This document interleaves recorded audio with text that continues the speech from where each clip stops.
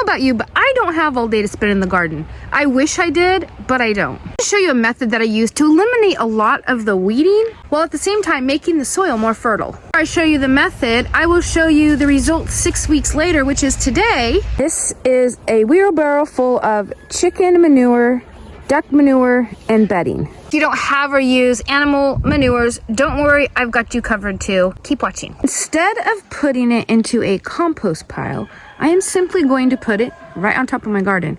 It is nowhere near ready to use for plants because it is fresh and will be too high in nitrogen and will burn them in. But it doesn't mean I can't put it in my garden yet.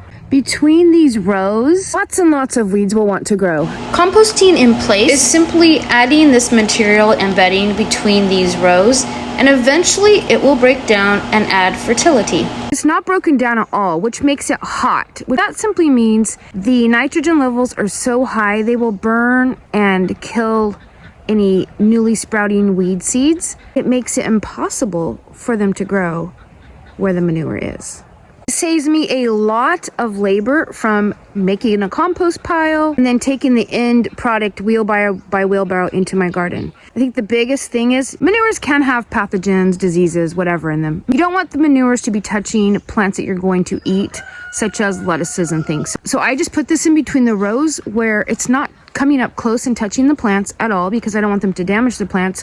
I also don't want the plants to come in contact with that fresh manure where there could be like pathogens in it that I don't personally want to eat, like E. coli. This is a two-step process because you put the manure down. Okay, not attractive, and it's not what you want to be walking in. And just put a layer of weeds, grass clippings, whatever you have on top so that you're not stepping directly on the chicken poos on top. If you don't have chicken or duck manure, you can use this with just plant material. A lot of people just take the debris from their garden and their lawn, like grass clippings, weeds, and compost them. I like to just do it directly in the garden or make lasagna beds. If you don't know what that is, I'll leave a link to how to make a lasagna bed down in the description below. The lasagna beds are the very best forms of gardening that I have ever experienced. Your produce is really, really healthy. You don't have to water as much and you don't have to fertilize at all because of the way it's made. So it's 6 weeks later and you can see there's barely any weeds. Not too bad. That's not a weed, that's a pumpkin. But there's a little bit. These little guys, pretty hardy. They're growing directly into that stuff or out of that stuff and it's not affecting them. But other than that, those are one of my most annoying weeds. They choke out things. This is just on the edge. Since I'm out here, I'll grab it. Then if you look over here underneath the plants, where this is not here, check out this guy. So you can see I haven't weeded along here. I've just let it go because I had to put my time and effort into getting these carrot rows weeded because when they're little, they're really a pain to weed. So I didn't use the manure and bedding down here. I've been hoeing this.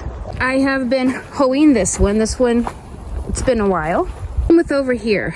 No, I'm not the only person who lets weeds get out of hand like this, but that's actually not a horrible thing. I'll show you what you do with them. If you don't have access to or you don't want to use animal manures, put your weeds very thick where you want to suppress seeds coming up in the future. But it's got to be really thick. If you just put them, willy-nilly, they will just grow right through. You need to make piles. These giant weeds are wonderful to use. Also, mow your lawn. Use your grass clippings. They can make a nice thick mat really easily. Shake off the goods. So I will lay it here. So I will use the borders of my fence and weed eat all that, collect it, and pile it. So nice and thick. Now this idea might not appeal to everybody. I mean, I get it, but with your weeds and your grass clippings, you can use urine, human urine.